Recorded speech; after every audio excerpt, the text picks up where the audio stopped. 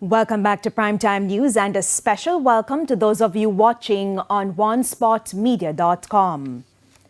Tension is again high in the public sector as unions accuse the government of breaching the new compensation agreement. The growing frustration has forced the Jamaica Confederation of Trade Unions, JCTU, to request an urgent meeting with the Finance Ministry within the next 10 days. More in this report. Not for the first time this year, public sector workers are restive about aspects of the new compensation regime. The new system nuances forming part of salaries.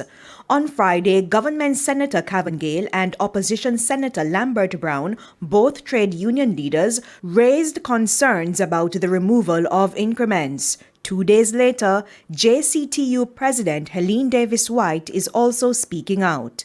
One major problem is that the government in implementing have gone ahead and absorbed some things that we did not agree on. And they also indicated that they would not be paying increments over the period. And especially when you take into account that these increments are based on performance. That has not gone down very well, and we did not agree to that. So there are some things that they are doing which is creating even more problems than just the regular conversion that we have indicated to them really represents a breach of the MOU or heads of agreement that was signed with the government of Jamaica. And so the JCTU has written to the government about the issue again.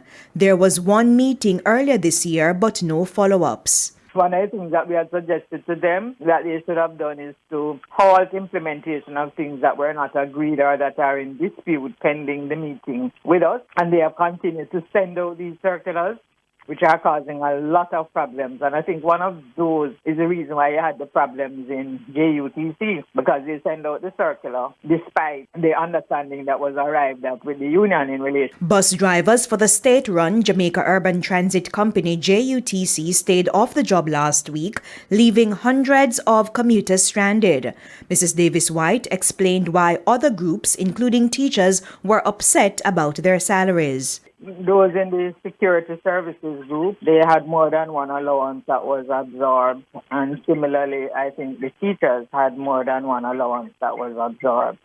In those circumstances, those persons are going to find, now they haven't gotten an increase, but whatever they receive is going to be far less than what others who did not have allowances who are not getting allowances would see. And so that I think is a major problem. And as unions, we recognize it when we're doing the discussions. And that's why we came to this thing about a minimum increase being applied so that persons would actually see something of an increase. And in the first year, that increase was a 10% increase.